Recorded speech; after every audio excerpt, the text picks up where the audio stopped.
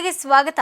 ನಾನು ರಮ್ಯಾ. ಪಾವಗಡ ತಾಲೂಕಿನ ಕರೇಕ್ಯಾತನಹಳ್ಳಿ ಸಮೀಪದ ಸ್ವಾರಮಾದೇವಿ ಜಾತ್ರಾ ಮಹೋತ್ಸವ ಅದ್ದೂರಿಯಾಗಿ ಜರುಗಿತು. ರೀತಿಯಲ್ಲಿ ಭಕ್ತರು ಹರಕೆ ತೀರಿಸುವ ಜಾತ್ರೆ ಎಂದರೆ ಅದು ಪಾವಗಡ ತಾಲೂಕಿನ ಸ್ವಾರಮಾದೇವಿ ಜಾತ್ರಾ ಮಹೋತ್ಸವ. ಪ್ರತಿ ವರ್ಷ ಪಾಲ್ಗುಣ ಮಾಸದಲ್ಲಿ ನಡೆಯುವ ಶಂಕರಪ್ಪ ಮತ್ತು ಸ್ವಾರಮ್ಮ ಜಾತ್ರೆ ವಿಶಿಷ್ಟ ಜನಪದ ಶೈಲಿಯ ಆಚರಣೆಗೆ ಹೆಸರುವಾಸಿಯಾಗಿದೆ.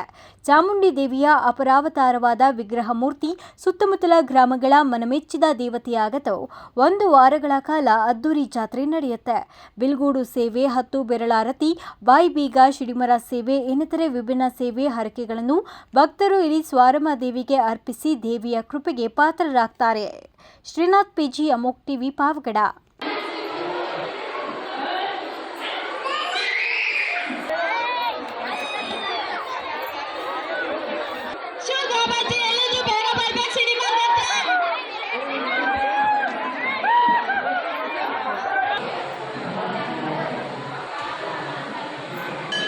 ಕೇಂದ್ರ ಸಚಿವ ಎಚ್.ಡಿ. ಕುಮಾರಸ್ವಾಮಿ ಅವರ ಒಡೆತನದ ಜಾಗದಲ್ಲಿ ಒತ್ತುವರಿ ತಿರುವು ಮಾಡುತ್ತಿರುವ ರಾಜ್ಯ ಸರ್ಕಾರದ ವಿರುದ್ಧ ಕೋಲಾರದ ಮಾಜಿ ಸಂಸದ ಮುನಿಸ್ವಾಮಿ ಕಿಡಿಕಾರಿದ್ದಾರೆ. ಕೋಲಾರ ಬಿಜೆಪಿ ಜಿಲ್ಲಾ ಕಚೇರಿಯಲ್ಲಿ ಪತ್ರಿಕಾಗೋಷ್ಠಿ ನಡೆಸಿ ಮಾತನಾಡಿದ ಕೋಲಾರ ಮಾಜಿ ಸಂಸದ ಎಸ್. ಮುನಿಸ್ವಾಮಿ, ಬಂಗಾರಪೇಟೆ ಕಾಂಗ್ರೆಸ್ ಶಾಸಕ ನಾರಾಯಣಸ್ವಾಮಿ ಅವರು ಸರ್ಕಾರಿ ಜಮೀನು ಹಾಗೂ ಸರ್ಕಾರಿ ಒಡೆತನದ ಕೆರೆಗಳನ್ನು ಒತ್ತುವರಿ ಮಾಡಿಕೊಂಡು ಲೇಔಟ್ ಅನ್ನು ನಿರ್ಮಾಣ ಮಾಡಿರ್ತಾರೆ. ಜೊತೆಗೆ ಜಮೀನನ್ನು ಗಾಲ್ಫ್ ನಿರ್ಮಾಣಕ್ಕೂ ಮಾರಾಟ ಮಾಡಿದ್ದು, ಈ ಬಗ್ಗೆ 2015ರಲ್ಲಿ ಅಂದಿನ ಜಿಲ್ಲಾಧಿಕಾರಿ ದಿವಂಗತ ಡಿ.ಕೆ. ರವಿ ಅವರು ಒತ್ತುವರಿ ಪ್ರಸ್ತಾಪಿಸಿ ತೆರವುಗೊಳಿಸಲು ಆದೇಶ ನೀಡಿದರು. ಆದರೆ ಅಂತಹವರ ವಿರುದ್ಧ ಇದುವರೆಗೂ ಯಾವುದೇ ಕ್ರಮ ಜರುಗಿಸಿರುವುದಿಲ್ಲ. ಕಂದಾಯ ಸಚಿವ ಕೃಷ್ಣ ಬೈರೇಗೌಡ ದ್ವೇಷಪೂರಿತ ರಾಜಕೀಯ ಮಾಡ್ತಾರೆ ಅಂತ ಕುಟುಕಿದ್ದಾರೆ. ಹರ್ಷವರ್ಧನ್, ಅಮೋಕ್ ಟಿವಿ, ಕೋಲಾರ. ನಮ್ಮಲ್ಲಿ ಕುಮಾರಸ್ವಾಮಿ ಅವರೇನು ಫಿಲಮ್ ಡಿಸ್ಟ್ರಿಬ್ಯೂಟರ್ ಆಗಿದ್ರು, ಆ ಕಾಲದಲ್ಲಿ ಪರ್ಚೇಸ್ ಮಾಡಿರ್ತಕ್ಕಂಥ ಜಾಗ 1980ಸಲ್ಲಿ, ಆ ಜಾಗವನ್ನು ಇವತ್ತು ಸರ್ಕಾರ ಸೇರಬೇಕು ಅಂತ ಹೇಳಿ ಏನು ಇವರು JCBಗಳನ್ನು ತಗೊಂಡು 2-3 ದಿವಸದಿಂದನೂ ಯಾವುದೇ ಮಾಧ್ಯಮಗಳಲ್ಲಿ ನೋಡಿದರೆ ಅದೇ ಬರ್ತಾ ಇದೆ. ಅದು ಕುಮಾರಸ್ವಾಮಿ ಅವ್ರಿಗೊಂದು ನ್ಯಾಯ. ನಮ್ಮ ಕೋಲಾರ ಜಿಲ್ಲೆಯಲ್ಲಿರ್ತಕ್ಕಂಥ ಸುಮಾರು ಸರ್ಕಾರಿ ಜಮೀನುಗಳನ್ನು, 1000 ಎಕರೆ ಜಮೀನುಗಳನ್ನು ಇವತ್ತು ಬೋಗಸ್ ದಾಖಲಾತಿಗಳನ್ನು ಮಾಡಿಕೊಂಡು ಇವತ್ತು ಆ ಜಮೀನನ್ನು ಕ್ಯಾಬಿನೆಟಲ್ಲಿಟ್ಟು ಇಷ್ಟು ಅಂತ ಮಿನಿಮಮ್ ಪ್ರೈಸನ್ನು ಕಟ್ಸ್ಕೊಂಡು ಅದನ್ನು ಏನು ಶಾಸಕರ ಒತ್ತಡಕ್ಕೆ ಮಣಿದು ಅವರ ಹೆಸರಿಗೆ ಮಾಡೋದಕ್ಕೆ ಹೋಗ್ತಾ ಇರ್ತಕ್ಕಂಥ ಈ ಕೃಷ್ಣ ಬೈರೇಗೌಡರು ಕಂದಾಯ ಮಂತ್ರಿಗಳು ಅವ್ರಿಗೆ ನಾನು ಕೇಳೋಕ್ಕೆ ಇಷ್ಟಪಡ್ತೀನಿ. ಕುಮಾರಸ್ವಾಮಿ ಅವ್ರಿಗೊಂದು ನ್ಯಾಯ, ಬಂಗಾರಪೇಟೆಯಲ್ಲಿರ್ತಕ್ಕಂಥ S.N. ನಾರಾಯಣಸ್ವಾಮಿ ಅವ್ರಿಗೊಂದು ನ್ಯಾಯನ. ಕೃಷ್ಣ ಬೈರೇಗೌಡ್ರೆ, ನೀವು ಒಂದು ಪಾರ್ಟಿಗೆ ಕಂದಾಯ ಮಂತ್ರಿಗಳಲ್ಲ, ಈ ಕರ್ನಾಟಕ ರಾಜ್ಯಕ್ಕೆ ನೀವು ಕಂದಾಯ ಮಂತ್ರಿಗಳು. ಹಿಂಗಿರ್ತಕ್ಕಂಥ ಸಂದರ್ಭದಲ್ಲಿ ನಾವು ಕೋಲಾರ ಜಿಲ್ಲೆ ಜನ ಹೆಚ್ಚಿಗೆ ಇಷ್ಟಪಡೋಂಥ ಡಿ.ಕೆ. ರವಿ ಸಾಹೇಬರು 2014-2015ರಲ್ಲಿ ಒಂದು ಆದೇಶವನ್ನು ಹೊರಡಿಸಿರ್ತಾರೆ. ನಮ್ಮ ಬಂಗಾರಪೇಟೆ ತಾಲೂಕಲ್ಲಿರ್ತಕ್ಕಂಥ ಏನು ಕಾನ್ಫಿಡೆಂಟ್ ಗ್ರೂಪ್ ಸೇರಿದಂಥ ಏನು ಗಾಲ್ಫ್ ಇರುತ್ತೆ, ಆ ಗಾಲ್ಫ್ ಜಾಗದಲ್ಲಿ ಸುಮಾರು ವೆಂಗಯ್ಯನ ಕೆರೆ ಸೇರಿದಂಥ 3 ಕುಂಟೆಗಳು, ಮುದುಕಲ ಸರ್ವೆ ನಂಬರು 258ಕ್ಕೆ ಸೇರಿದಂಥ 3 ಎಕರೆ, ಪಾಕ್ರಹಳ್ಳಿ ಉಂಗೆಕೆರೆ ಅಂತೇಳಿ. ಗುಬ್ಬಿ ತಾಲೂಕಿನ ಚೇಳೂರು ಹೋಬಳಿಯ ಗೌರಿಪುರ ಗ್ರಾಮದಲ್ಲಿ ಶ್ರೀ ಆಂಜನೇಯ ಸ್ವಾಮಿ ನೂತನ ರಾಜಗೋಪುರ ಹಾಗೂ ಕಳಸಾರೋಹಣ ಧಾರ್ಮಿಕ ಸಮಾರಂಭ ಆಯೋಜಿಸಲಾಗಿತ್ತು. ಕಾರ್ಯಕ್ರಮದಲ್ಲಿ ಮಾತನಾಡಿದ ಕ್ಷೇತ್ರದ ಶಾಸಕರಾದ ಎಸ್.ಆರ್. ಶ್ರೀನಿವಾಸ್, ಮಾನವ ಜನ್ಮವು ಭೂಮಿಯಲ್ಲಿ ಅತ್ಯಂತ ಶ್ರೇಷ್ಠ ಜನ್ಮವಾಗಿದ್ದು, ಹುಟ್ಟಿದ ಪ್ರತಿಯೊಬ್ಬ ಮಾನವರು ಹುಟ್ಟು ಸಾವಿನ ಮಧ್ಯೆ ಸಮಾಜಕ್ಕೆ ಉತ್ತಮ ಕೊಡುಗೆಯನ್ನು ನೀಡಬೇಕು. ಬುದ್ಧ ಬಸವಣ್ಣನವರ ಆದರ್ಶಗಳು ಸಮಾಜಕ್ಕೆ ಉತ್ತಮ ಕೊಡುಗೆಯಾಗಿದೆ. ಮುಂದಿನ ಪೀಳಿಗೆಗೆ ಉತ್ತಮ ಸಮಾಜ ನಿರ್ಮಾಣ ಮಾಡಬೇಕು ಅಂತ ತಿಳಿ ಹೇಳಿದ್ರು.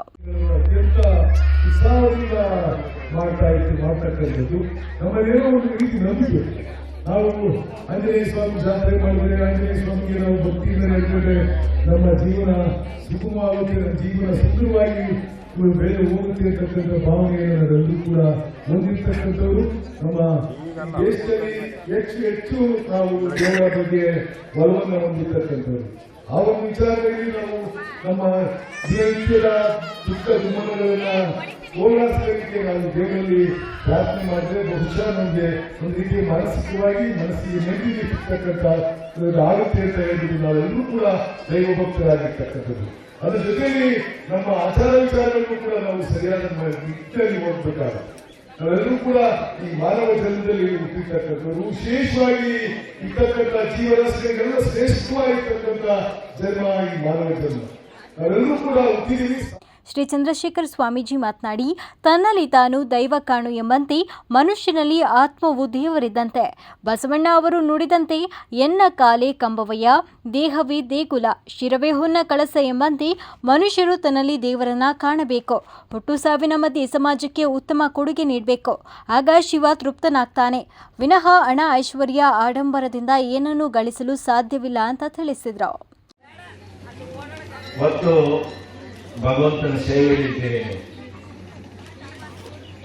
ಮನುಷ್ಯನಿಗೆ ತಾನು ಬದುಕಿರುವಾಗ ತಾನು ಚೆನ್ನಾಗಿರಬೇಕು, ಪರರನ್ನು ಚೆನ್ನಾಗಿರುವಂತೆ ಬಿಡಬೇಕು. ಇದು ಬಹಳ ಶ್ರೇಷ್ಠವಾದ ಮಾರ್ಗ. ತನ್ನಂತೆ ಪರರ ಬಗೆದರೆ ಕೈಲಾಸ ಭಿನ್ನಾನವಕ್ಕೂ ಸರ್ವಜ್ಞ ಅಂತ ಕರೀತಾರೆ. ನನ್ನಂತೆ ಬೇರೆಯವರನ್ನ ಭಾವಿಸಿದ್ರು ಸಾಕು, ಅದು ಕೈಲಾಸ ಅಲ್ಲೇ ಸಿಗುತ್ತಾನೆ. ಇದು ಬಹಳಷ್ಟು ನಾವು ಮನವರಿಕೆ ಮಾಡಿಕೊಳ್ಬೇಕಾಗಿರ್ತಕ್ಕಂಥ ವಿಷಯ. ದೇವಸ್ಥಾನ, ದೇವರುಗಳ ಸ್ಥಾಪನೆ ಅಥವಾ ದೇವಸ್ಥಾನ ನಿರ್ಮಾಣ, ದೇವರ ಪ್ರತಿಷ್ಠಾಪನೆ ಇವೆಲ್ಲ ಒಂದು ಭಕ್ತಿಯ ಮಾರ್ಗ. ಪರಮಾತ್ಮನ ಇರುವಿಕೆಯನ್ನ, ಪರಮಾತ್ಮನನ್ನ ನೋಡುವ ಬಗೆಯನ್ನ ಬಹಳಷ್ಟು ಮಂದಿ ದಾರ್ಶನಿಕರು, ಶಿವಯೋಗಿಗಳು, ಸಾಧು ಸಂತರು, ಸಾಧುಗಳು ತಿಳುವಳಿಕೆ ಮಾಡಿಕೊಟ್ಟಿದ್ದಾರೆ. ಪರಮಾತ್ಮನನ್ನ ಭಾವಿಸ್ತಕ್ಕಂಥದ್ದು ಅತ್ಯಂತ ಶ್ರೇಷ್ಠವಾದ ಪೂಜೆ. ಈ ಸಂದರ್ಭದಲ್ಲಿ ವೇದಿಕೆಯಲ್ಲಿ ಶ್ರೀ ಗೋಸಲ ಚನ್ನಬಸವೇಶ್ವರ ಶಿವಾಚಾರ್ಯ ಮಹಾಸ್ವಾಮಿಗಳು, ಗ್ರಾಮಸ್ಥರಾದ ಬಸವರಾಜು, ಹನುಮಂತಯ್ಯ, ರಂಗನಾಥಪ್ಪ, ಬಸವರಾಜು ಹಾಗೂ ಇತರೆ ಮುಖಂಡರು ಹಾಜರಿದ್ದರು. ರಂಗನಾಥ್, ಅಮೋಕ್ ಟಿವಿ, ಗುಬ್ಬಿ. ಚಿಂತಾಮಣಿ ತಾಲೂಕಿನ ಸಂತೇಕಲ್ಲಹಳ್ಳಿ ಗ್ರಾಮ ಪಂಚಾಯಿತಿ ವ್ಯಾಪ್ತಿಯ ವೈಜಕೂರು ಗ್ರಾಮದಲ್ಲಿನ ರೇಷ್ಮೆ ಬೆಳೆಗಾರರ ಹಾಗೂ ರೈತರ ಸೇವಾ ಸಹಕಾರ ಸಂಘದ ಅಧ್ಯಕ್ಷರ ವಿಚಾರವಾಗಿ ನಡೆಯಬೇಕಾಗಿದ್ದಂತಹ ಅವಿಶ್ವಾಸ ನಿರ್ಣಯ ಸಭೆಗೆ ಚುನಾವಣಾ ಅಧಿಕಾರಿಗಳು ಗೈರಾಗಿದ್ದು, ಅಧಿಕಾರಿಗಳ ನಡೆ ವಿರುದ್ಧ ನಿರ್ದೇಶಕರು ಆಕ್ರೋಶ ವ್ಯಕ್ತಪಡಿಸಿದ್ದಾರೆ. ವೈಜಕೂರು ರೇಷ್ಮೆ ಬೆಳೆಗಾರರ ಹಾಗೂ ರೈತರ ಸೇವಾ ಸಹಕಾರ ಸಂಘದ ಅಧ್ಯಕ್ಷ ನಾಗರಾಜ್ ಅವರ ವಿರುದ್ಧ ಸಂಘದ 8 ಜನ ನಿರ್ದೇಶಕರು ಅವಿಶ್ವಾಸ ನಿರ್ಣಯ ಮಂಡನೆ ಮಾಡಿ ಅವಿಶ್ವಾಸ ನಿರ್ಣಯ ಮಂಡನೆ ಸಭೆ ನಡೆಸುವಂತೆ ಮನವಿ ಮಾಡಿದರು. ಅದರಂತೆ ಚುನಾವಣಾ ಅಧಿಕಾರಿಗಳು ದಿನಾಂಕ ನಿಗದಿ ಮಾಡಿ ಎಲ್ಲ ನಿರ್ದೇಶಕರಿಗೆ ಅವಿಶ್ವಾಸ ನಿರ್ಣಯ ಮಂಡನೆ ಸಭೆಗೆ ಬರುವಂತೆ ನೋಟಿಸ್ ಸಹ ನೀಡಿದರು. ಆದರೆ ಚುನಾವಣಾ ಅಧಿಕಾರಿಗಳು ಅವಿಶ್ವಾಸ ನಿರ್ಣಯ ಸಭೆಗೆ ಬಾರದೆ ನಾಪತ್ತೆ ಆಗಿರುವುದಕ್ಕೆ ನಿರ್ದೇಶಕರು ಚುನಾವಣಾಧಿಕಾರಿಗಳ ವಿರುದ್ಧ ಆಕ್ರೋಶ ಹೊರಹಾಕಿದ್ದಾರೆ. ನಿರ್ದೇಶಕರಾದ ಕೆಎಸ್ ರಮೇಶ್ ಮಾತನಾಡಿ, ಅಧ್ಯಕ್ಷ ನಾಗರಾಜ್ ಅವರ ವಿರುದ್ಧ ಅವಿಶ್ವಾಸಕ್ಕೆ ಸಂಬಂಧಪಟ್ಟಂತೆ ಅಧಿಕಾರಿಗಳಿಗೆ ಅರ್ಜಿ ಸಲ್ಲಿಸಿ 6 ತಿಂಗಳು ಕಳೆಯುತ್ತಾ ಬಂದಿದ್ದರೂ ಇದುವರೆಗೂ ಈ ಬಗ್ಗೆ ಯಾವುದೇ ಗಮನ ನೀಡದ ಅಧಿಕಾರಿಗಳು ಅವಿಶ್ವಾಸವನ್ನ ಮಂಡಿಸಬಹುದು ಎಂಬ ಮಾಹಿತಿಯನ್ನ ನೋಟಿಸಿನ ಸಮೇತ ಚುನಾವಣಾ ಅಧಿಕಾರಿಗಳು ನಮಗೆ ನೀಡಿದ್ರು. ಆದರೆ ಈಗ 2 ಗಂಟೆ ಸಮಯವಾದರೂ ಯಾವುದೇ ಅಧಿಕಾರಿಗಳು ಆಗಮಿಸಿಲ್ಲ ಅಂತ ತೀವ್ರ ಆಕ್ರೋಶ ವ್ಯಕ್ತಪಡಿಸಿದ್ದಾರೆ. ಈ ಸಂದರ್ಭದಲ್ಲಿ ನಿರ್ದೇಶಕರಾದ ತಿಪ್ಪಾರೆಡ್ಡಿ, ವಿನೋದ್ ಕುಮಾರ್, ಮಂಜುನಾಥ್, ಮಾರಪ್ಪ ಹಾಗೂ ಇತರರು ಭಾಗಿಯಾಗಿದ್ರು. ನಾವು 12 ಗಂಟೆಗೆ ಆಫೀಸ್ಗೆ ಬಂದ್ವಿ. ಇವಾಗ ಸುಮಾರು ಎಷ್ಟಾಗಿರುತ್ತೆ ಟೈಮ್ ಸರ್? ಇದುವರೆಗೂ ಯಾವ ಆಫೀಸಲ್ಲೂ ಬಂದಿಲ್ಲ. ಒಂದೇ ಕಾರಣ, ನಮಗೆ ತೊಂದರೆ ಕೊಡೋಕ್ಕಂತಾನೆ ಈ ಆಫೀಸಲ್ಲಿ ಹುಟ್ಟಿದ್ದಾರೆ. ಇದು ಅವ್ರಿಗೆ ಶೋಭೆ ತರ್ತಕ್ಕಂಥದ್ದ? ನಾವು ಫೋನ್ ಮಾಡಿದ್ರು ಅವ್ರು ಫೋನ್ ರಿಸೀವ್ ಮಾಡ್ತಾ ಇಲ್ಲ. ಎಲ್ಲಾ ಡೈರೆಕ್ಟರ್ಗೂ ನಾವು ಫೋನ್ ಮಾಡಿದ್ವಿ. ನಂಬರ್ ಬೇಕಾದ್ರೆ ನೋಡ್ರಿ, ಕೊಡ್ತೀವಿ. 12 ಜನ ಇದ್ವಿ. 12 ಜನದಲ್ಲಿ 9 ಜನ ಒಬ್ರು ಕಾರಣಾಂತರ ಅವರು ಹಾಸ್ಪಿಟಲ್ ಇದ್ದಾರೆ, ಅವ್ರು ಬರಕ್ಕಾಗ್ಲಿಲ್ಲ. 8 ಜನ ನಾವು ಅಲ್ಲೇ ಆಫೀಸ್ಗೆ ಹೋಗಿದ್ವಿ. ಆ 8 ಜನ ಇಲ್ಲಿ ಇದ್ವಿ. ಈ ಬೈಲಾ ಪ್ರಕಾರ 3ನೇ 2 ಭಾಗ ಅವಿಶ್ವಾಸಕ್ಕೆ ಬರ್ತಕ್ಕಂಥ ಸದಸ್ಯರು ನಾವಿದ್ದೀವಿ. ಇದನ್ನ ತಪ್ಪಿಸೋದಕ್ಕೇನೆ ವಿನಾಕಾರಣ ಇವತ್ತು ಅವರು ಆಫೀಸ್ಗೆ ಬರ್ದೇನೆ, ಫೋನ್ ರಿಸೀವ್ ಮಾಡ್ದೇನೆ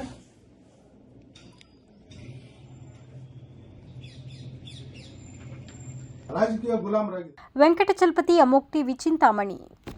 ಅದೆಷ್ಟು ಇವರೆಗಿನ ಸುದ್ದಿಗಳು. ಮತ್ತಷ್ಟು ಸುದ್ದಿಗಾಗಿ ನೋಡ್ತಾ ಇರಿ ಅಮೋಕ್ ಟಿವಿ. ಎಂದೆಂದಿಗೂ ನಿಮ್ಮೊಂದಿಗೆ.